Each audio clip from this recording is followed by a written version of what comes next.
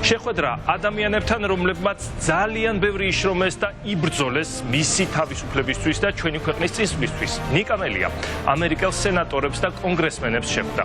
დიდი ხანია, რაც ნაციონალური მოძრაობის ხელმძღვანელებს ასეთი ვიზიტი შეერთებულ შტატებში აღარ ჰქონიათ. პარტიის ახალ თავმჯდომარეს დატვირთული გრაფიკი აქვს იმდენად, რომ ზოგჯერ ჩვენი ჟურნალისტისთვის ინტერვიუს მიცემის თაბიც აღარ აქვს, მაგრამ ანა ასათიანის თავიდან მოცილება ასე მარტივი არ არის, ამიტომაც გავუშვით ჩვენ ამერიკაში ანა.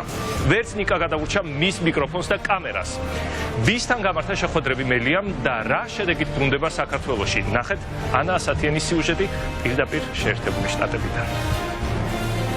მახსოვს ბავშვობაში 88 მამას მეგობარმა, რომელსაც თავის დროზე დააღწია თავის საჭიროთა კავშირის შვილთან ერთად, ფოტო გადაიღო თეთრ საფთან და გამოაგზავნა საახალწლო მოლოცვის ბარათთან ერთად და ჩემთვის ეს მომენტი დასამახსოვრებელი გახდა და დღესაც მახსოვს, ვინაიდან იმ დროისთვის პრაქტიკულად ეს რეალობა მიუწვდომელი ჩანდა საბჭოთა ბავშვებისთვის. 8 წლის ასაკში ვერ წარმოიდგენდა, რომ წლების შემდეგ არათუ უბრალოდ თავისი თვალით ნახავდა თეთრ სახლს, არამედ მსოფლიო პოლიტიკის დედაქალაქში, როგორც საქართველოს მთავარი ოპოზიციური პარტიის ლიდერი ჩამოვიდოდა და შეხვედრებს ამერიკელ პოლიტიკოსებთან გამართავდა.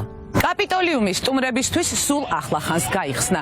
ნიკა მელიას დელეგაცია და მთავარი არხის გადამღები ჯგუფი კოვიდ შეზღუდვების შემდეგ ამ შენობაში ერთ-ერთი პირველი იყო, რომელიც გავლენიან კონგრესმენებთან და სენატორებთან შესახვედრად შევიდა. ნაციონალური მოძრაობის ლიდერი პარტიის წევრებთან, ნონა მამულაშვილთან და თინა ბოკუჩავასთან ერთად წარმომადგენელთა პალატაში დეივიდ პრაისს შეხვდა. გავლენიანი პოლიტიკოსი კონგრესის პარტნიორობა საქართველოსთან თანამშრომლობის მნიშვნელოვანი ფორმატის თავმჯდომარეა. ნიკა მელიამ მას ნაციონალური მოძრაობის ხედვებსა და გეგმებზე ესაუბრა. შეერთებული შტატების კონგრესსა და სენატში კონსენსუსი ნიკა მელიასთან დაკავშირებით მისი დაჭერისთანავე შედგა. მის ციხიდან გამოშვებას აქ ორპარტიული მხარდაჭერა ჰქონდა. შეხვედრები სენატის საგარეო ურთიერთობათა კომიტეტის უფროს კრის სოჩასთან, სენატორ ჯიმ რიშთან, როჯერ ვიკერთან და რონ ჯონსონთან გაიმართა. ეს რესპუბლიკელი სენატორი ერთ-ერთი წამყვანი ფიგურა იყო მარტის სენატის საგარეო ურთიერთობათა კომიტეტის მოსმენაზე, სადაც ითქვა, რომ ყოველი დღე, რომელსაც ნიკა მელია ციხეში ატარებს, რუსეთის გამარჯვებაა. ციხიდან გამოსულმა პარტიის ლიდერმა ჯერ მხარდაჭერისთვის მადლობა გადაიხადა და შემდეგ ამერიკელ კანონმდებლებს ქვეყანაში მიმდინარე ვითარება დეტალურად გააცნო. ჩემთვის ემოციურიც იყო მათთან შეხვედრა, პიროვნულად ვინაიდან ამ ადამიანების მეცადინეობით და დამსახურებით ვარ მე დღეს იქ სადაც ვარ. სენატორმა ვიკერმა მაგალითად შეხვედრის მიმდინარეობისას დაავალა საკუთარი ოფისის წარმომადგენლებს, რომ ოქტომბერში არჩევნების მიმდინარეობისას ჩამოვიდნენ და დააკვირდნენ საარჩევნო პროცესს. და ჩემს სიხარულს საზღვარი არ ჰქონდა, ვინაიდან მოულოდნელი იყო, რომ უცბად ესეთი მნიშვნელოვანი გადაწყვეტილება მიიღო სენატორმა ადგილზე, სანამ მე ვიყავი მასთან ოფისში მისული.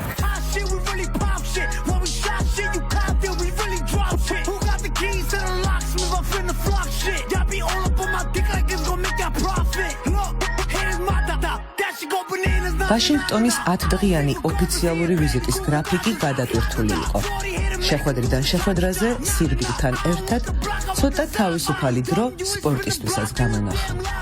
ისეთი ატმოსფეროა ვაშინგტონში, რომ გარდა ოფიციალური შეხვედრებისა სურვილი გიჩნდება, რომ ივარჯიშო.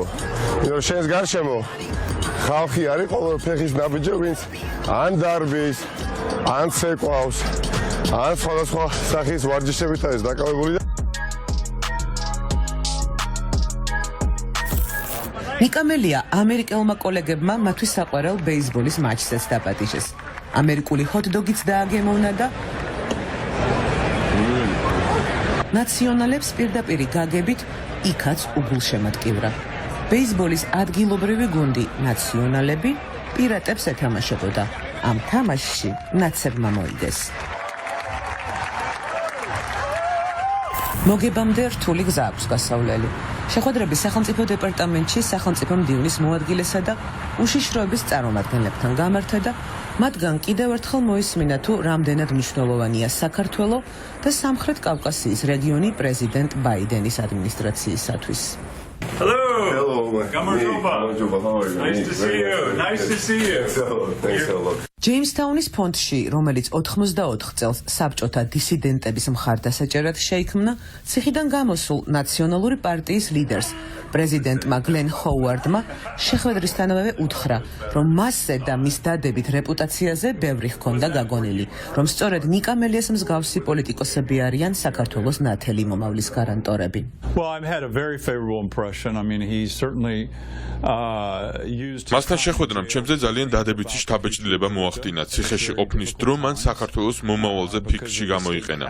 ახლა საქართველოში რთული მდგომარეობაა, სახელმწიფო დაპყრობილია და მას მხოლოდ ერთი პოლიტიკური პარტია აკონტროლებს.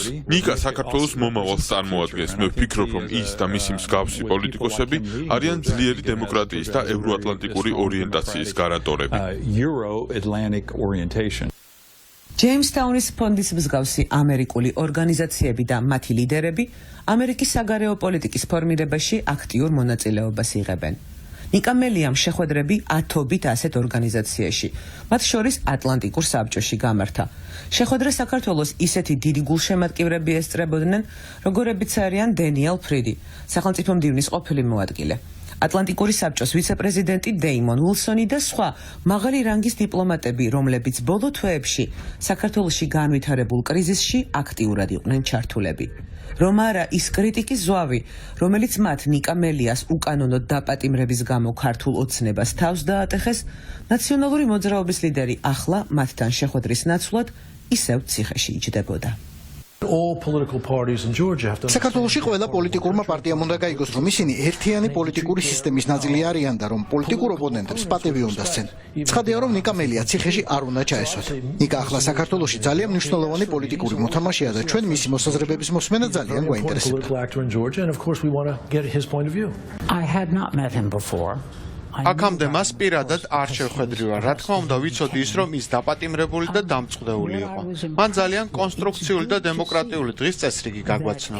ძალიან კარგია, რომ ვაშინგტონში ჩამოდის ისეთი ოპოზიციური ლიდერი, როგორც ოპოზიციურ დემოკრატიას ეკადრება დემოკრატიული პრობლემების მქონე ქვეყნიდან. ეს ძალიან კარგია. That is very good.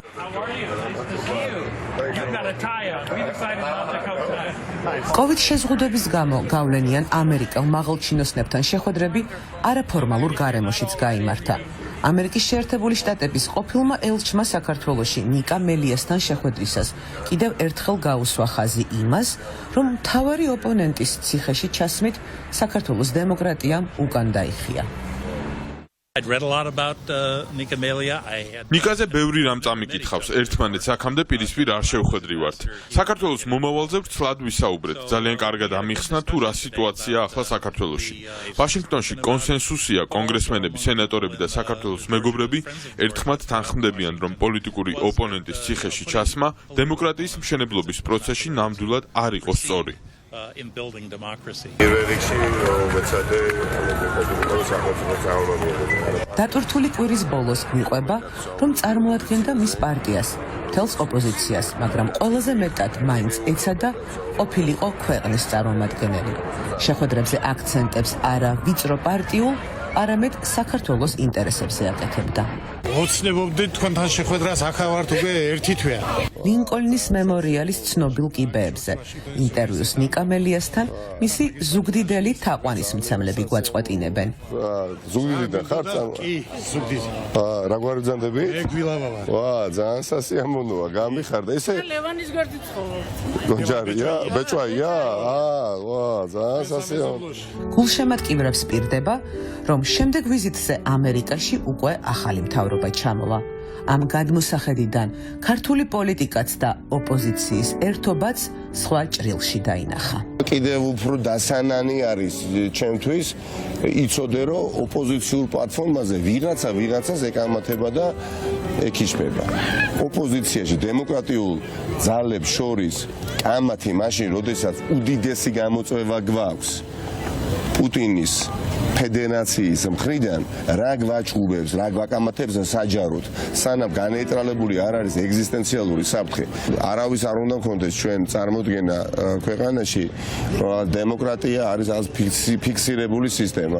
დემოკრატია არ არის ფიქსირებული სისტემა, დემოკრატია არის პროცესი და აი ამ ქვეყანაშიც კი, სადაც სავანე არის დემოკრატიის, აზა ბეღელია დემოკრატიის, არაფერი არ არის მუდმივი და ფიქსირებული. ყოველი დღე ეძღვნება დემოკრატიული ფასეულობების და ღირებულებების გამტკიცებას. და ეხლა წარმოიდგინეთ რამხელა შრომა გვაქვს ჩვენ გასაწევი საქართველოში, ხომ? კიდევ უფრო მეტი უნდა მოვინდომოთ, ვიდრე ვინდომებდით. და მე მჯერა რომ მივახცეთ საწადელს და ვიცხოვრებთ თავისუფალ ქვეყანაში.